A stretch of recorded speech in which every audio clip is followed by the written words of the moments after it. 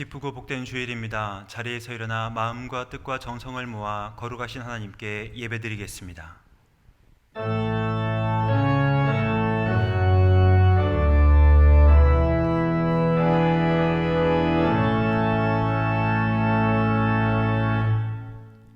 우리는 예수로 말미암아 항상 찬송과 제사를 하나님께 드리자. 이는 그 이름을 증언하는 입술의 열매니라. 오직 선을 행함과 서로 나누어 주기를 잊지 말라. 하나님은 이 같은 제사를 기뻐하시느니라. 하나님은 영이시니 예배하는 자가 영과 진리로 예배할지니라. 아멘.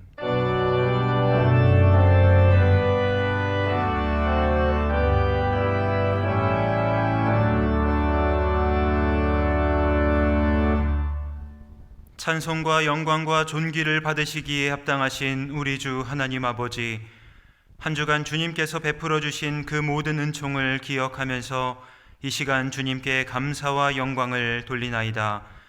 죄와 사망에서 우리를 건지신 주 예수 그리스도의 구속의 은혜를 길이 찬양하옵고, 오늘도 우리를 부르시며 새롭게 하시는 성령의 교통하심으로 인하여 주님께 감사를 드리나이다. 성부, 성자, 성령께 세세 무궁토록 영광을 돌릴지어다. 아멘.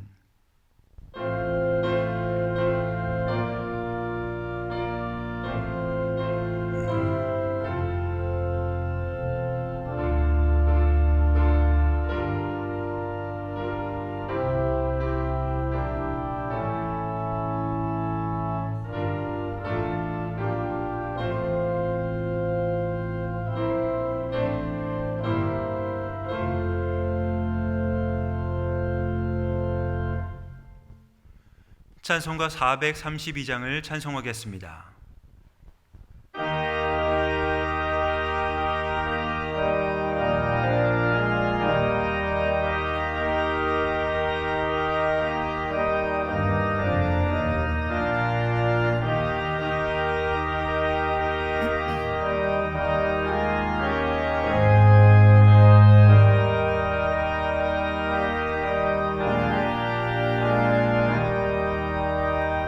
큰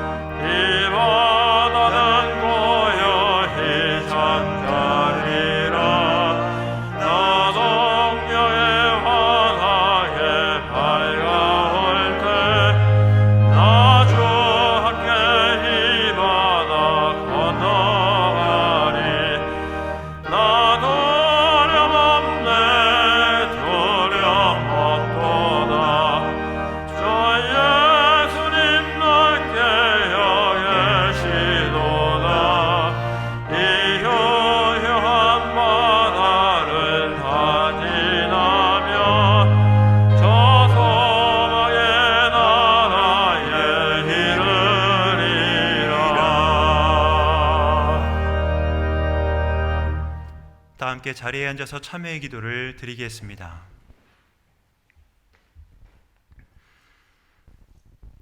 공의와 사랑의 하나님, 주님께서는 죄를 미워하시지만 회개하는 죄인을 용서하시는 줄 믿습니다. 하나님의 사랑을 의지하여 이 시간 우리의 죄를 회개합니다. 진리에 대한 무지와 헛된 욕망의 결과로 우리는 오랜 시간 동안 서로 가까이 하지 못하고 있습니다. 코로나 바이러스는 재확산되었고 국가의 방역 체계는 위태로운 줄타기를 하고 있습니다. 우리를 위해 독생자를 희생하신 주님, 하나님은 우리에게 희생하라고, 우리의 이웃을 사랑하라고, 섬기라고 하는 사명을 주셨는데 우리의 연약한 믿음은 나의 편의와 우리라는 울타리를 넘지 못하고 있으니 우리가 이웃과 사회를 위해 먼저 희생하고 섬기라는 주님의 뜻을 따르게 하여 주시옵소서.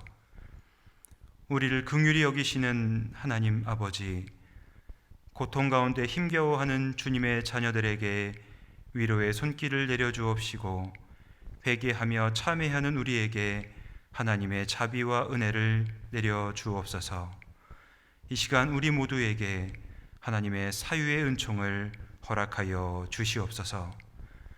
지금은 하나님과 나만이 하는 죄를 생각하며 묵묵히 참회의 기도를 계속합니다.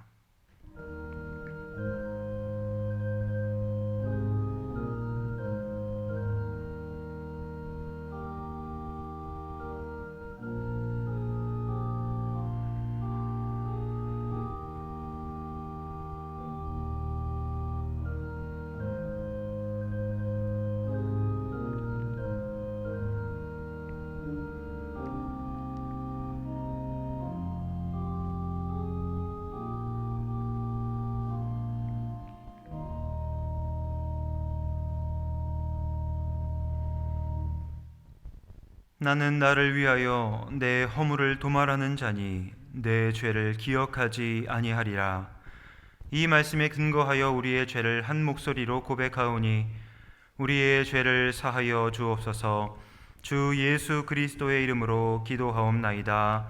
아멘. 그러므로 이제 그리스도 예수 안에 있는 자에게는 결코 정죄함이 없나니 이는 그리스도 예수 안에 있는 생명의 성령의 법이 죄와 사망의 법에서 너를 해방하였음이라. 아멘. 이제는 사도신경으로 우리의 신앙을 다 함께 고백하오니 나는 전능하신 아버지 하나님 천지의 창조주를 믿습니다. 나는 그의 유일하신 아들 우리 주 예수 그리스도를 믿습니다. 그는 성령으로 잉태되어 동정녀 마리아에게서 나시고 본디오 빌라도에게 고난을 받아 십자가에 못 박혀 죽으시고 장사된 지 사흘 만에 죽은 자 가운데서 다시 살아나셨으며 하늘에 오르시어 전능하신 아버지 하나님 우편에 앉아 계시다가 거기로부터 살아있는 자와 죽은 자를 심판하러 오십니다. 나는 성령을 믿으며 거룩한 공교회와 성도의 교제와 죄를 용서받는 것과 몸의 부활과 영생을 믿습니다. 아멘.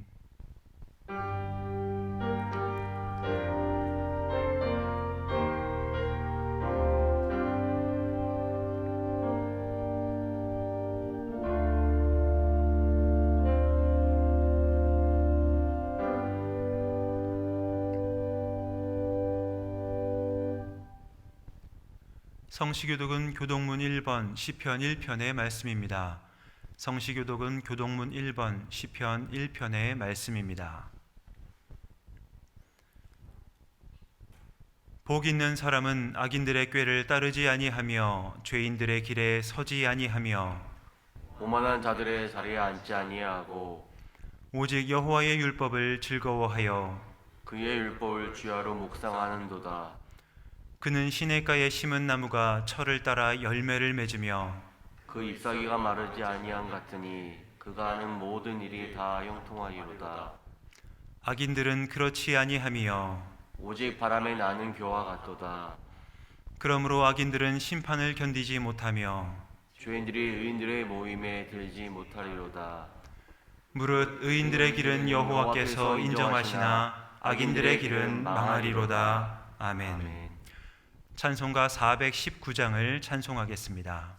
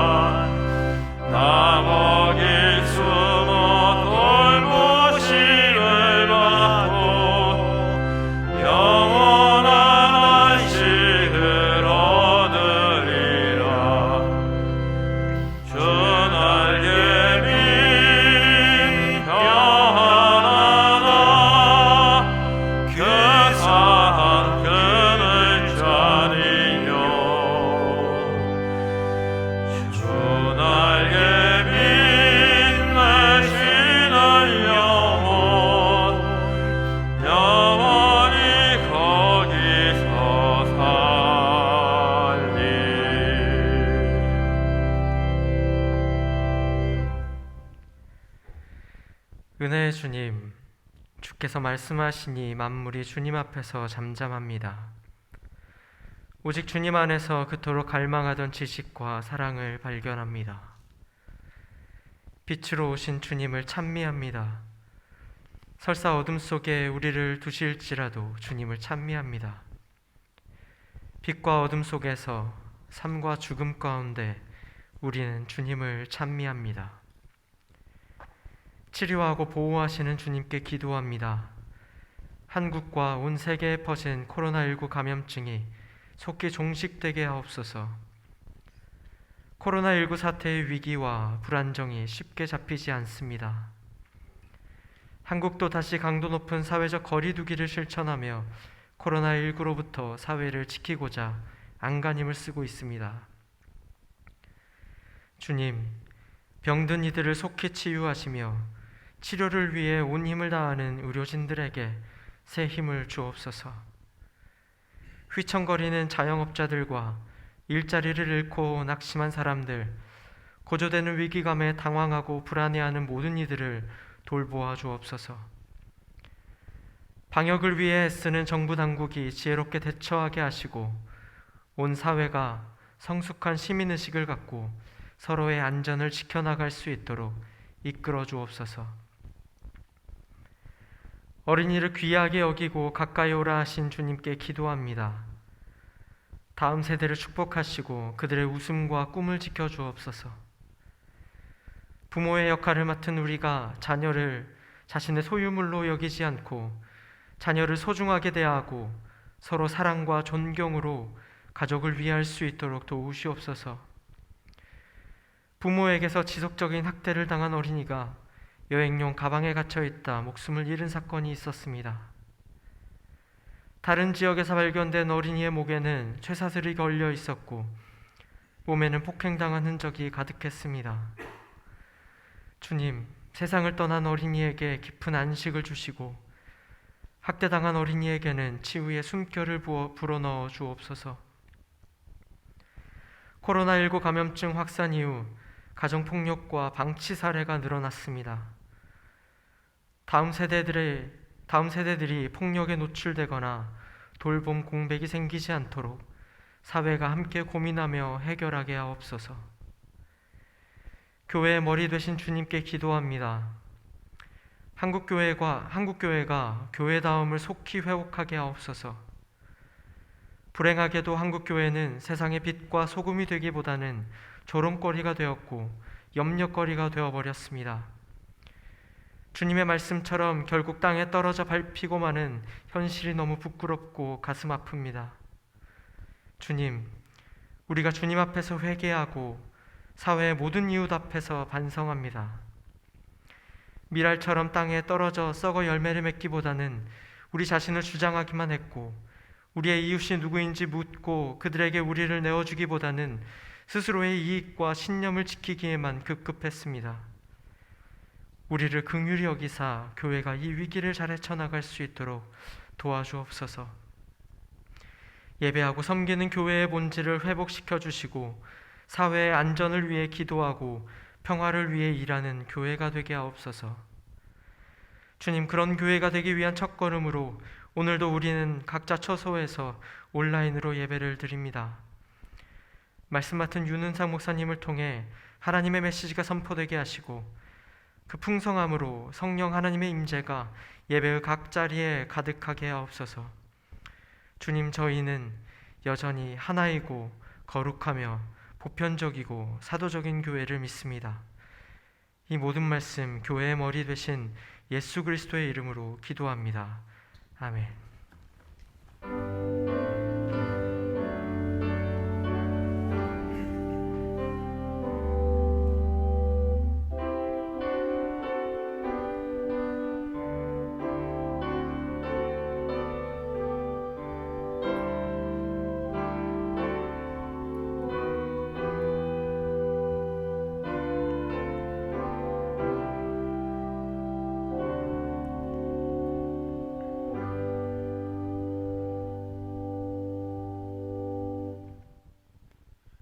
오늘 하나님께서 우리에게 주시는 말씀은 시편 105편 1절에서 2절의 말씀과 16절에서 22절까지의 말씀입니다. 구약 879쪽에 있습니다. 시편 105편 1절에서 2절의 말씀과 16절에서 22절까지의 말씀을 제가 받들어 봉독하겠습니다. 여호와께 감사하고 그의 이름을 불러 아뢰며 그가 하는 일을 만민 중에 알게 할지어다. 그에게 노래하며 그를 찬양하며 그의 모든 기이한 일들을 말할지어다. 이어 시편 105편 16절에서 22절까지의 말씀을 제가 봉독하여 읽겠습니다. 그가 또 그 땅에 기근이 들게 하사 그들이 의지하고 있는 양식을 다 끊으셨도다. 그가 한 사람을 앞서 보내셨으며 요셉이 종으로 팔렸도다. 그의 발은 착고를 차고 그의 몸은 쇠사슬에 매였으니 곧 여호와의 말씀이 응할 때까지라. 그의 말씀이 그를 단련하였도다. 왕이 사람을 보내어 그를 석방하며 뭇 백성의 통치자가 그를 자유롭게 하였도다. 그를 그의 집에 주관자로 삼아 그의 모든 소유를 관리하게 하고 그의 뜻대로 모든 신하를 다스리며 그의 지혜로 장로들을 교훈하게 하였도다. 아멘. 코로나19의 재확산으로 인해서 가정에서 온라인으로 예배를 드릴 수밖에 없는 모든 교우분들의 마음 가운데 하나님의 위로와 하나님의 은혜가 풍성히 임하기를 기원드립니다. 카미노 데 산티아고라는 말이 있습니다. 예수님의 제자인 야고보의 무덤이 있는 산티아고 데 콤포스텔라 대성당까지 이르는 순례의 길을 의미하는 말입니다. 이곳에 이르기 위해서 하루에 10시간, 20에서 30km의 거리를 한 달 동안 걷게 되면 총 800km의 거리를 거쳐 콤포스텔라 대성당에 이르게 되는 것이지요. 내가 산티아고 데 콤포스텔라 대성당에 이르겠다라고 작정을 하고 이 산티아고 순례길을 걷기 시작하면 웬만해서는 중간에 그 길을 멈추지 않고 완주하는 것을 목표로 합니다. 왜냐하면 그 사람에게 목적지가 있기 때문입니다. 이 길을 걷다 보면 당연히 오랜 시간 걷기 때문에 발에 물집이 잡힙니다. 또 어떨 때는 고통이 엄습해 오기도 합니다. 그러나 확실한 목적지가 있기에 그 목적지를 향해 걷는 발걸음은 멈추지 않게 되는 것이지요. 신앙의 여정을 걷고 있는 성도들에게도 목적지가 있습니다. 신앙의 길을 걷는 성도의 목적지는 우리의 삶이 하나님의 영광을 드러내는 것입니다. 하나님께서는 모든 성도의 삶을 통하여 하나님의 영광이 이 땅 가운데 드러내기를 원하십니다. 그런데요, 그 일을 드러내는 데 있어서 우리의 모든 삶이 소요된다라고 하는 것을 우리는 기억해야 합니다. 고린도전서 10장 31절 말씀을 함께 읽겠습니다. 그런즉 너희가 먹든지 마시든지 무엇을 하든지 다 하나님의 영광을 위하여 하라. 성도가 살아가는 모든 삶의 모습이 하나님의 영광이 되어야 함을 우리에게 이야기하고 있습니다. 또 오늘 본문인 시편 105편 1절에서 2절 말씀을 통해 무엇이 하나님의 영광인지 우리는 알게 됩니다. 본문 1절과 2절 말씀을 함께 읽겠습니다. 여호와께 감사하고 그의 이름을 불러 아뢰며 그가 하는 일을 만민 중에 알게 할지어다. 그에게 노래하며 그를 찬양하며 그의 모든 기이한 일들을 말할지어다. 하나님이 하시는 모든 기이한 일들이 하나님의 영광을 드러내는 것이다 라고 이야기를 하고 있습니다. 그러니 하나님의 영광이라고 하는 것은 어떤 특정한 이벤트를 통해서 일어나는 단회적인 사건에 그치는 것이 아니라 성도의 모든 전체의 삶을 통틀어서 드러나는 하나님의 하나님 되심, 하나님의 일하심이 하나님의 영광인 것을 우리는 알게 되는 것이지요. 그래서 성도의 모든 삶의 선택과 판단 그리고 삶의 모습은 중요하다 할 수 있을 것입니다. 하나님께서는 이러한 성도의 삶을 통해 하나님의 영광이 드러나기를 원하시기 때문에 이러한 성도의 삶을 이끌어 가시겠다라는 의지를 분명하게 우리에게 보여주시는데요. 로마서 8장 30절 말씀을 통해 하나님의 의지가 어떠한 것인지를 함께 살펴보겠습니다. 또 미리 정하신 그들을 또한 부르시고 부르신 그들을 또한 의롭다 하시고 의롭다 하신 그들을 또한 영화롭게 하셨느니라. 영화롭게 된다는 것, 우리가 하나님의 영광을 온전하게 드러나는 존재가 된다는 것, 이것은 아주 먼 미래의 일입니다. 우리가 죽고 나서 하나님 앞에 갔을 때에나 혹은 예수님께서 이 땅에 재림하셨을 때에 우리가 하나님의 영광을 온전히 볼 때에나 가능한 그 일을 하나님께서는 이미 과거형으로 우리에게 선포하고 계심을 다시 한번 우리는 확인해야 하는 것이지요. 다시 한번 로마서 8장 30절 말씀을 통해 영화롭게 한다는 말이 미래형으로 표현되어 있는지 과거형으로 표현되어 있는지를 확인하도록 하겠습니다. 또 미리 정하신 그들을 또한 부르시고 부르신 그들을 또한 의롭다 하시고 의롭다 하신 그들을 또한 영화롭게 하셨느니라. 영화롭게 하셨다라는 과거형으로 성도의 존재를 이야기하고 있다는 것, 우리는 여기에서 우리를 통해 영광을 받고 말겠다고 하는 하나님의 의지를 여지없이 확인하게 되는 것이지요. 성경에는 이러한 성도의 삶을 보여주는 한 인물이 예로 묘사가 되어 있는데요, 그 인물이 바로 요셉입니다. 요셉은 영화로운 존재인 영화로움을 통하여서 영광을 받으시겠다고 하는 하나님의 의지를 보여주는 인물이다라고 할 수 있을 것입니다. 그래서 요셉은 영화로움의 모델이요 성도의 목적지라고 할 수 있는 것입니다. 그렇다고 한다면 이런 영화의 모델인 요셉의 인생에 아름답고 영광스러운 일들로 가득해야 되지 않겠습니까? 그렇다고 한다면 요셉의 인생에는 어떠한 일들이 채워져 있는지 잠시 살펴보도록 하겠습니다. 먼저 요셉은 시기심 가운데 살았음을 우리는 확인할 수 있습니다. 창세기 37장 18절에서 20절까지 말씀을 함께 읽도록 하겠습니다. 요셉이 그들에게 가까이 오기 전에 그들이 요셉을 멀리서 보고 죽이기를 꾀하여 서로 이르되 꿈꾸는 자가 오는도다. 자, 그를 죽여 한 구덩이에 던지고 우리가 말하기를 악한 짐승이 그를 잡아먹었다 하자. 그의 꿈이 어떻게 되는지를 우리가 볼 것이니라 하는지라. 요셉은 아버지 야곱의 사랑을 특별하게 많이 받은 그런 아들이었습니다.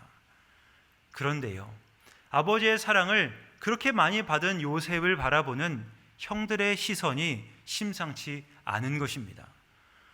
아버지의 사랑을 받은 영광을 드러내야 될 요셉을 바라보는 형들의 시선에 시기와 질투가 채워지고 그들의 마음 가운데 그 시기와 질투가 요셉을 죽이는 자리까지 내모는 것을 우리는 확인할 수 있게 되는 것이지요.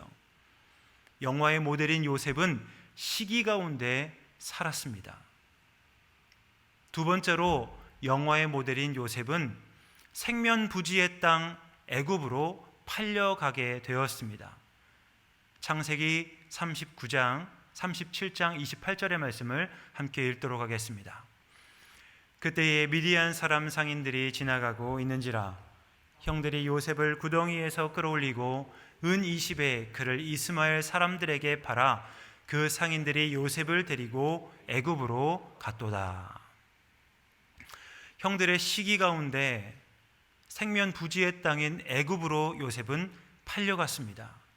애굽이라는 곳은 지금까지 요셉이 사용했던 말과는 다른 언어를 사용하는 곳이었습니다. 지금까지 너무나도 편하게 자라왔던 자신의 문화와는 전혀 다른 문화 가운데 요셉은 던져지게 된 것이지요. 그리고 게다가 지금까지 요셉은 아버지의 사랑 가운데 자신이 하고 싶었던 모든 것을 할 수 있는 자유인이었습니다. 그런데 애굽에서 요셉은 노예의 신분으로 하고 싶은 것을 할 수 없는 위치와 지위로 전락한 것을 우리는 확인하게 되는 것이지요. 아버지의 사랑을 받은 영화로움의 모델인 요셉이 생면부지의 땅으로 팔려가는 일을 경험하고 있습니다. 세 번째로 요셉은 억울한 누명을 쓰고 감옥에 갇히는 경험을 그 인생에 기록하고 있습니다. 창세기 39장 7절 말씀을 함께 읽도록 하겠습니다. 그 후에 그의 주인의 아내가 요셉에게 눈짓하다가 동침하기를 청하니. 애굽으로 노예가 되어 팔려간 요셉은 보디발이라고 하는 장군의 집에서 노예로 살아가고 있습니다. 그런데 요셉의 외모가 출중했습니다. 일을 하는 요셉의 모습이 아주 멋있는 것처럼 보였나 봅니다. 그래서 보디발의 아내, 그 집의 여주인이 그 스마트한 요셉을 마음에 품고 요셉에게 추파를 던지기 시작합니다. 여주인의 눈이 충혈되어 가며 요셉을 향한 정욕을 마음에 채우다 보니 여주인은 더 이상 견디지를 못하게 되었던 것이지요. 요셉을 유혹하고자 노력하는 여주인의 유혹을 요셉은 거절하였습니다.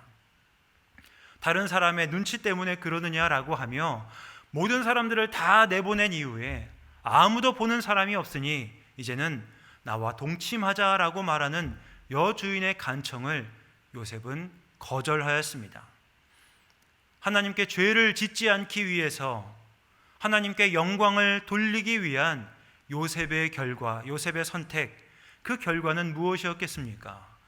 요셉이 억울하게 누명을 쓰고 감옥에 갇히는 것이었습니다. 영화로운 존재였던 요셉이 하나님의 뜻을 따르기 위해, 하나님께 죄를 범하지 않기 위해 선택한 결과가 감옥에 갇히는 것이었다는 말입니다. 네 번째로 요셉은 은혜를 베푼 사람에게 배신을 당하는 일을 경험합니다. 창세기 40장 13절에서 15절까지의 말씀을 함께 읽도록 하겠습니다. 지금부터 사흘 안에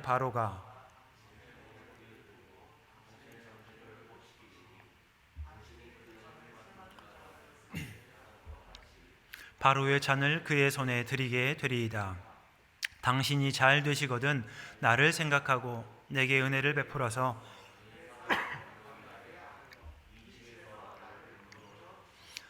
나는 히브리 땅에서 끌려온 자요 여기서도 옥에 갇힐 일은 행하지 아니하였나이다. 요셉은 억울하게 누명을 쓰고 감옥에 갇혔습니다. 그런데 그곳에서 요셉은 자신이 할 수 있는 일들을 하며 억울하게 들어온 사람들의 이야기를 들어주고 그들의 앞길에 대해 그들의 꿈을 해석해주는 일을 하였습니다. 그리고 한 사람에게 은혜를 베풀어 그 사람의 지위가 회복될 것을 알려주며 내가 이곳에 있어야 될 사람이 아니니 당신의 지위가 회복되면 좀 나를 위해서 나의 억울함을 풀어주십시오라고 이야기했습니다. 그런데 자신이 베푼 은혜를 입은 사람이 그 요셉의 이야기를 잊어버리고 요셉의 부탁을 들어주지 못하게 된 것입니다. 은혜를 베푼 사람에게 배신을 당한 것이지요. 영화로움의 모델인 요셉의 인생이 무엇으로 기록되었습니까? 시기 가운데 살아가는 삶, 그래서 생면부지의 땅으로 팔려가는 일들, 그곳에서 억울하게 누명을 쓰고 감옥에 갇히는 일들, 그리고 그 감옥에서 은혜를 베풀었음에도 불구하고 은혜에 대해 배신당하는 일들이 요셉에게 있었다는 것입니다. 그런데요, 한 가지 여기서 우리에게 의아한 일은 요셉이 이러한 일을 당하면서도 자신의 억울함에 대해, 자신이 쓴 누명에 대해 억울해하거나 원망했다는 기록이 전혀 나오지 않는다는 사실입니다.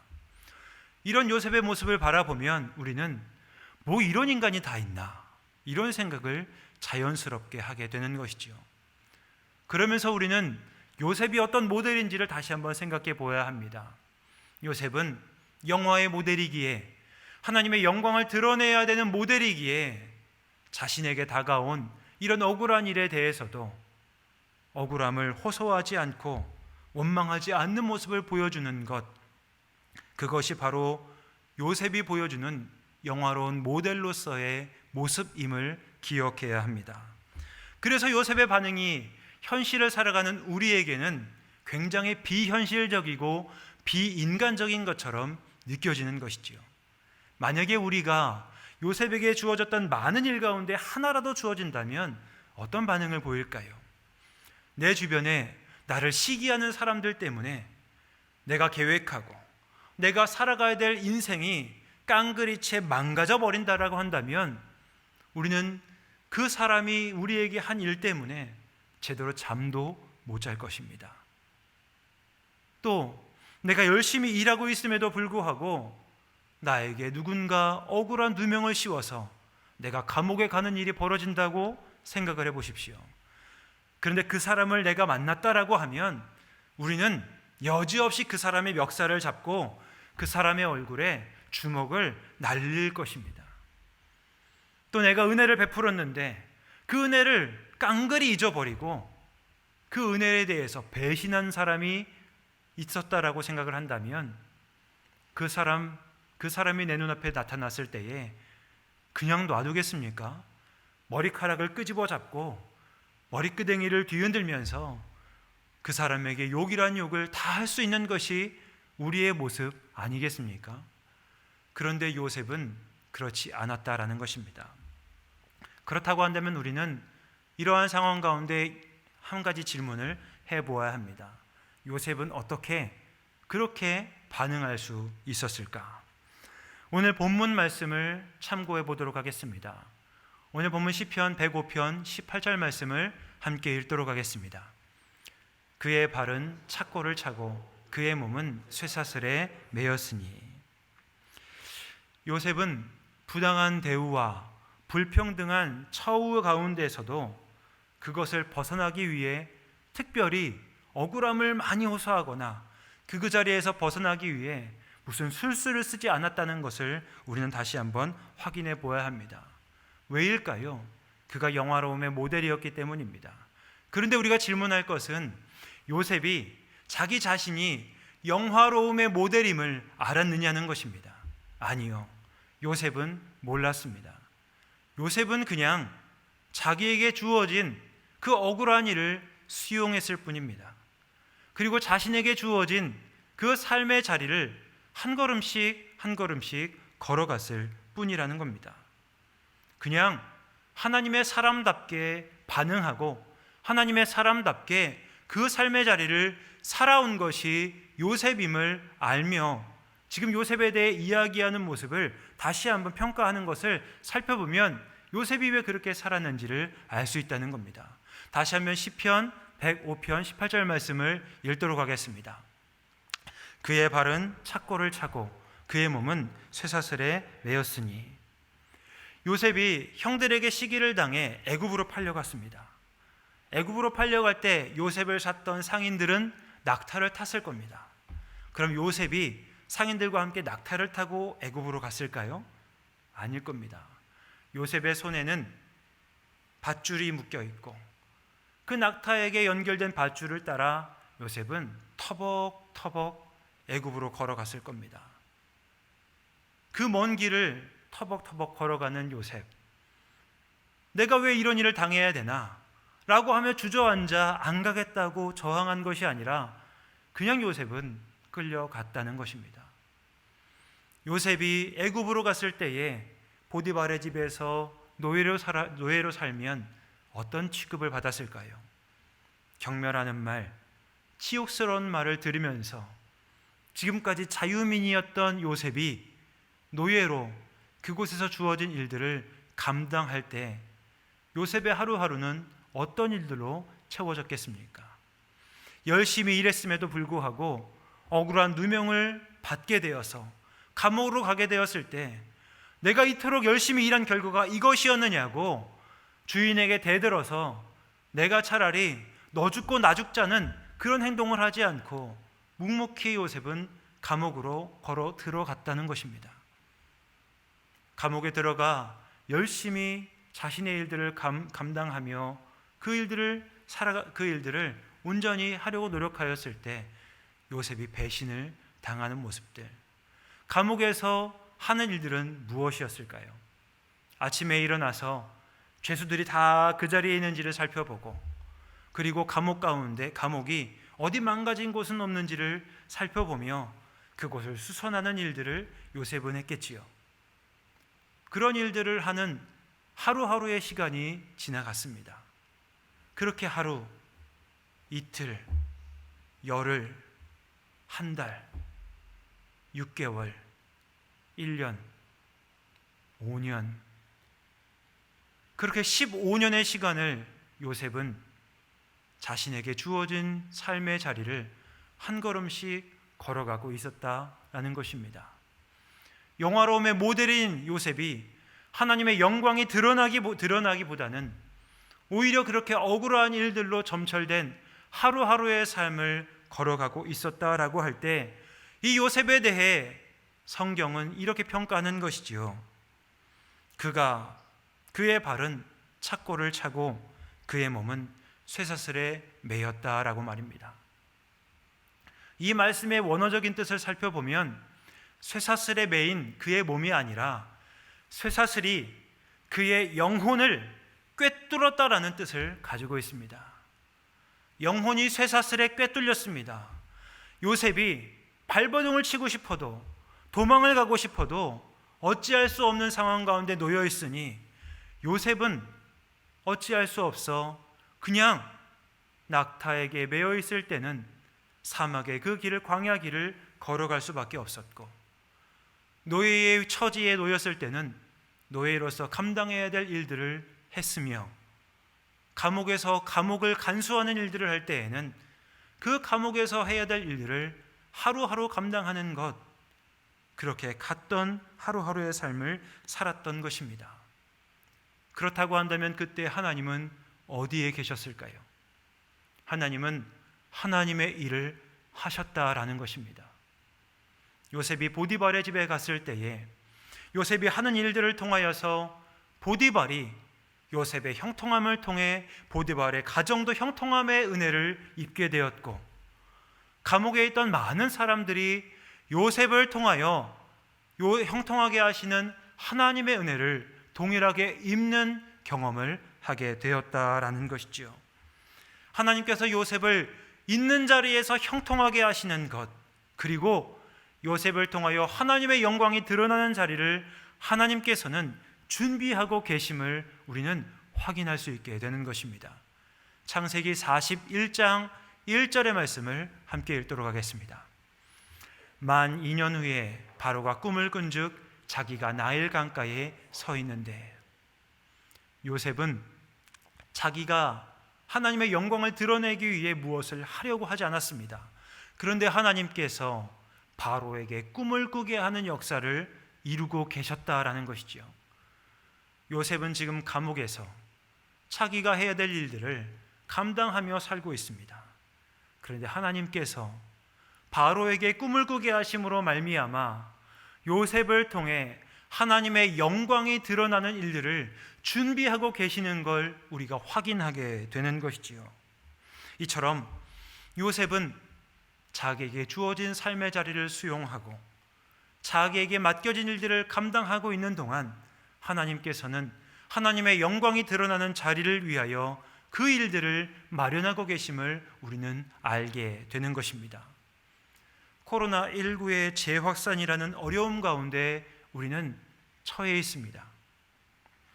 그렇다고 한다면 이러한 상황과 여건 가운데서 하나님의 사람들, 하나님께서 영광을 받으시기로 작정하신 영화로운 존재로 이 땅 가운데 살게 하신 우리는 어떠한 삶의 태도와 자세를 가지고 지금 이 시기를 살아야 되겠습니까? 먼저 우리는 교회를 향한 손가락질과 치욕을 온전히 감내하는 하루하루를 살아가야 됩니다. 우리 승리교회를 비롯한 대한민국의 대부분의 많은 교회는 방역에 신경을 많이 썼습니다. 코로나19 감염증이 빨리 종식될 수 있도록 열심을 다해 노력했습니다. 그러나 지금은 특정 교회의 부주의와 소홀함, 또 여러 일들로 인하여서 마치 대한민국의 전체 교회가 코로나19의 재확산, 그 재확산의 주범인 것 같은 오해와 손가락질을 받는 시기를 보내고 있다는 것입니다. 억울하지요. 이것을 생각해 보면 이러한 일들로 인해서 억울하게 우리가 받는 이 손가락질과 치욕의 이야기들 때문에 밤에 잠도 제대로 자기가 어렵습니다. 그런데 이러한 상황 가운데 우리가 어떻게 반응해야 되겠습니까? 먼저 우리가 미안하다고, 우리 교회에 여전히 부족한 부분이 많이 있었다고 이야기할 수 있는 그러한 모습을 보여야 되지 않겠습니까? 그렇다고 한다면 언제까지 사과하고 미안하다고 이야기하며 이 치욕을 감내해야 될까요? 그건 모르겠습니다. 하나님께서 요셉이 감옥을 벗어날 때까지 머물게 하셨던 것처럼 대한민국의 모든 교회들도 우리의 연약함과 부족함이 드러난 결과로 인해 우리가 받는 치욕의 시간들을 감내해야 되지 않을까 생각이 듭니다. 언제까지일지는 모르겠지만 그 시간들을 온전히 감내하려고 하는 태도와 자세가 우리에게 필요하지 않을까 생각하게 되는 것이지요. 두 번째로는 이 시간을 감내하는 것, 그것으로만 멈추는 것이 아니라 영화로운 존재로 우리에게 주어진 삶의 모습들을, 삶의 내용들을 한 걸음씩 걸어가는 그러한 자세와 태도가 우리에게 필요함을 우리는 알게 됩니다. 사람들이 교회를 향해 손가락질을 하는 이유는 무엇이겠습니까? 신자들을 향해 가지고 있던 기대가 깨졌기 때문일 것입니다. 신자에게 기대했던 부분들, 성도에게 우리가 기대했던 부분들이 여지없이 깨졌기에 우리는 손가락질을 당하고 있는 것이라는 겁니다. 그렇다고 한다면 아니라고, 우리는 잘하고 있었다고 변명하고 또 때로는 항변하는 태도가 우리에게 필요하겠습니까? 아닙니다. 이제는 말로 보여지는 것이 아니라 우리의 달라진 태도와 모습을 통해 우리의 신앙과 하나님 되심이 드러나야 하는 것이지요. 요셉이 있는 자리에서 보디발의 집이 형통하게 되었습니다. 감옥에 있는 많은 사람들이 형통하게 하시는 하나님의 은혜를 경험하게 되었습니다. 그렇다고 한다면 동일하게 영화로운 존재로 이 땅을 살아가는 우리를 통해 하나님의 은혜가 우리에게 부어지게 되고 그 은혜가 우리와 함께 있는 사람들에게 흘러가는 것을 통해 하나님의 은혜가 어떠한 것인지, 하나님의 영광이 어떠한 것인지를 우리는 우리의 삶의 모습으로 증명해야 하는 것입니다.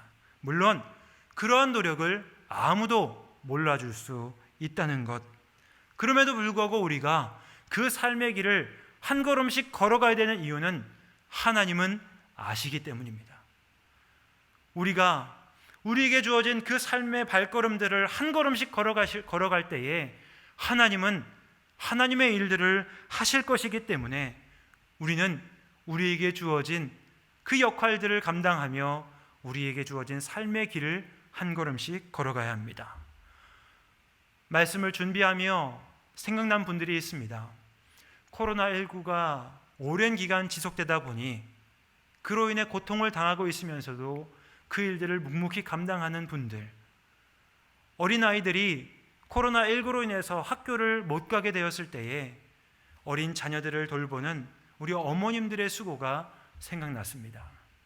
자녀들을 돌본다라고 하는 것 얼마나 어렵습니까? 자녀들에게 먹을 것을 챙겨주는 노력들, 그리고 자녀들의 공부를 봐주어야 하는 노력들, 아이들이 공부를 할 때에 온라인으로 수업을 하니 그것을 보아주는 것이 처음엔 저도 어색하고 저도 그것이 익숙하지 않아 어려웠습니다. 가정에서 자녀들을 돌보는 어머님들의 수고와 노력이 참 많이 지금 있구나라는 것을 알게 되는 것이지요. 온라인으로 예배를 드리시는 모든 성도님들 가운데 특별히 어머님들의 수고와 노력이 많음을 알게 되는 것입니다. 또한 온라인으로 예배를 드릴 수밖에 없는 우리 다음 세대의 학생들과 어린아이들, 이 어린아이들의 수고와 노력도 참 많다라고 생각이 들었습니다. 얼마나 답답하겠습니까? 친구들을 만나고 싶은데, 학교에 가고 싶은데 그것을 하지 못하는 우리 어린아이들의 마음들, 답답함에도 불구하고 매일매일 집에서 해야 될 일들을 감당하고 있는 우리 어린아이들과 학생들의 수고와 노력도 참 대단하다는 생각을 하게 되었습니다. 저희 아이들도 답답해하고 있는데요, 이번에 선생님께 전화가 왔다는 겁니다. 우리 교회 학교 선생님에게 전화가 왔다는 거예요. 그래서 함께 이야기를 하면서 위로를 받고 또 자신의 마음을 이야기하는 일들을 통해 함께 교제하게 되었다는 이야기를 들으며 참 감사했습니다. 그런 집에 있을 수밖에 없는 우리 다음 세대의 어린아이들을 위해 수고하시는 교사분들과 또 매주마다 예배를 준비해서 영상으로 보내주시는 교역자분들의 수고도 참 많으시다라는 것들을 알게 되는 것이지요. 우리가 이렇게 우리들에게 주어진 한 걸음 한 걸음을 걸어가고 있는 것, 그것이 바로 우리에게 주어진 사명이며 우리를 통해 드러나게 되는 하나님의 영광이다라고 하는 것입니다. 또 지금 이 시기를 거쳐가면서 힘겹게 버티고 계시는 소상공인 분들도 계십니다. 자신의 삶의 자리에서 힘겹지만 이 어려운 시기를 지나가기 위해 버티고 계시는 그분들의 수고에 대해 우리 성도님들은 어떤 태도와 자세를 보여드려야 될까요? 가능하면 그분들을 위로하고 그분들을 격려하고 그분들에게 대해서 힘내시라고 응원할 수 있는 말과 행실이 우리를 통해 드러나야 되지 않겠습니까? 우리가 이렇게 우리의 일들을 감당하는 것, 그것이 바로 우리가 감당해야 될 이 시대의 우리의 사명임을 기억하게 되는 것이지요. 하나님께서는 우리를 이 시대의 요셉으로 세우셨습니다. 우리는 오늘 여기에서 우리에게 주어진 삶의 신앙의 여정을 한 걸음 걸어가야 합니다. 우리가 그 한 걸음을 걷기 시작하고 걸어가고 있을 때에 하나님께서는 하나님의 일을 하실 것입니다. 그 길의 끝에서 하나님의 영광이 드러나게 될 것이고 절망의 시대에 희망과 소망의 빛을 우리의 삶을 통해 드러나게 될 때 하나님께서는 그 일들을 통해 하나님의 하나님 되심을 이루게 되실 것입니다. 예배를 드리는 우리 모두는 이것을 소망하며 힘겹지만 우리에게 주어진 앞으로의 한 주간의 삶을 살아내어야 할 것입니다. 물론 우리 모두는 다 힘듭니다. 그래서 그 일들을 감당할 때에 하나님, 내 힘으로는 할 수 없으니 하나님께서 나와 함께 하심으로 우리에게 힘과 능력을 베풀어 주시고 우리에게 주어진 그 일들을 온전히 감당하게 하여 주십시오라고 기도할 수 있는 우리 모두가 되어야 할 것입니다. 그러한 가운데 우리 모두가 우리의 가정과 일터와 모든 삶의 자리 가운데 하나님의 영광을 드러내기를 소망하며 그 길을 온전하게 걸어갈 수 있는 모든 교우분들이 되시기를 성부와 성자와 성령의 이름으로 간절히 기원드립니다. 기도하겠습니다. 주님, 저희는 지금 전 세계적인 코로나19의 재확산과 그에 대응하는 방역의 전쟁 가운데 놓여 있습니다. 우리 모두가 힘을 모아 우리에게 주어진 삶의 무게를 온전히 견디게 하여 주옵시고 하나님의 인도하심과 하나님의 역사를 내리워 주시옵소서. 지치고 고난 우리에게 오늘을 견딜 힘과 능력을 공급하여 주옵시고 우리의 삶을 통해 하나님의 영광이 드러나게 하여 주시옵소서. 우리는 부족하지만 강하신 하나님을 바라보기를 소원하오니 주님, 우리의 손을 붙잡아 주옵소서. 우리와 함께 하시는 예수님의 이름으로 기도하옵나이다. 아멘. 다 함께 일어서셔서 준비하신 예물을 봉헌하겠습니다.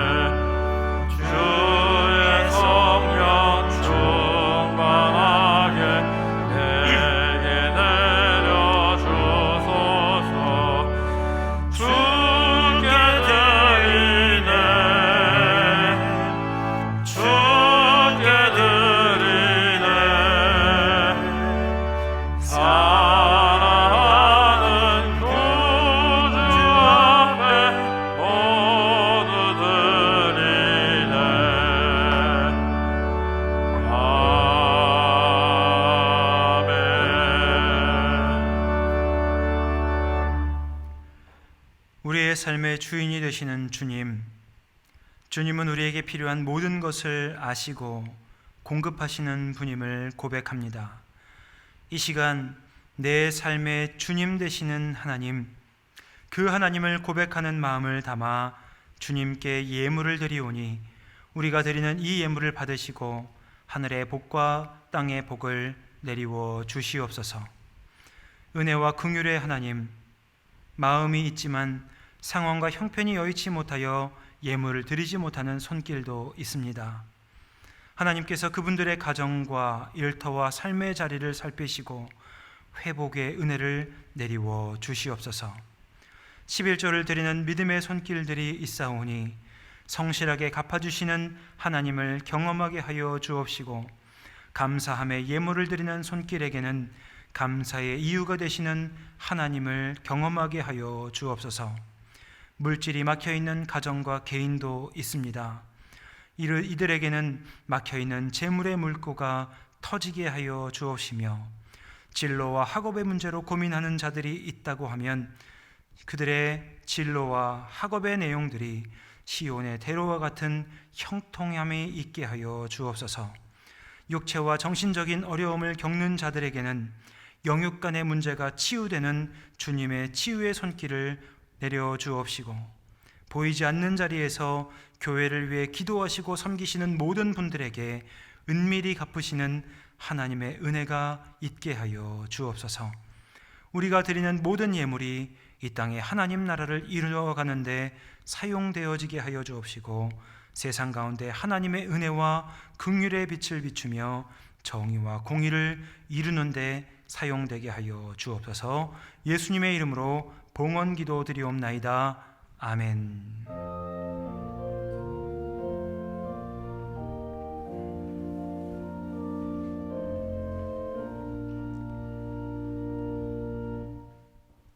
자리에 앉도록 하겠습니다. 교회 소식을 전해드리도록 하겠습니다. 코로나19의 재확산으로 인해서 온라인으로 교회의 모든 예배가 온라인으로 전환되었음을 알려드립니다. 각 가정에서 온라인으로 예배를 드리시는 분들은 특별히 태도에 대해서 생각하시면서 미리 준비하셔서 예배를 마음으로 온전하게 드리게 하여 드리시고, 그리고 하나님의 은혜를 위해 함께 기도하며 이 시기가 잘 지나갈 수 있도록 중보해 주시기를 부탁드리겠습니다. 승리교회 후임 담임 목사님으로 청빙되신 박규성 목사님을 위해 기도해 주시고, 또 모세의 리더십이 여호수아에게 잘 승계된 것처럼 박규성 목사님에게 영적인 리더십이 잘 승계될 수 있도록 기도해 주십시오. 또한 진희금 목사님을 위해서도 함께 기도해 주시고, 우리 위임 목사님의 모든 사역이 잘 마무리될 수 있도록 기도로 중보해 주시기를 부탁드리겠습니다. 지난 23일 131순 송기철 안수집사님의 모친 되시는 이강혜 권사님께서 별세하셨습니다. 지난 25일 311순 정명수 안수집사님의 부친 되시는 정종경 집사님께서 별세하셨습니다. 유가족들을 위로해 주시길 바랍니다. 이제 다 같이 일어서셔서 앞뒤 좌우에 있는 분들과 성도의 교제를 나누도록 하겠습니다.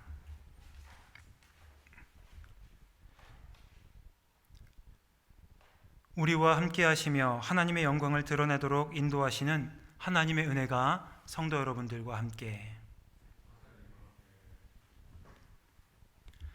파송과 축복의 찬송을 함께 하겠습니다.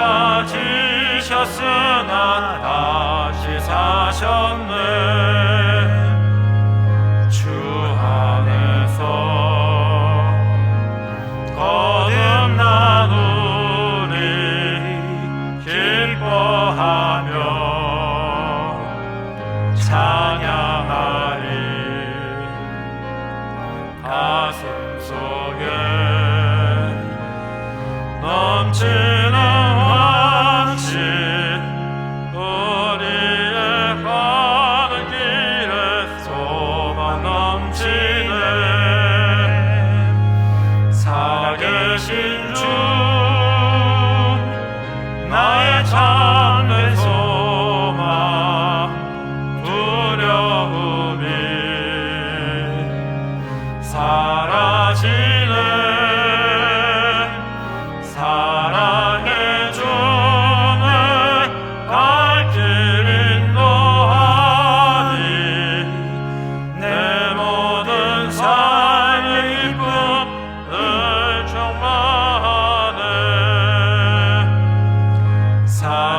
살아계신 주 나의 참된 소망 두려움이 사라지네. 사랑의 주는 갈 길은 노하니 내 모든 삶의 기쁨 늘 충만하네.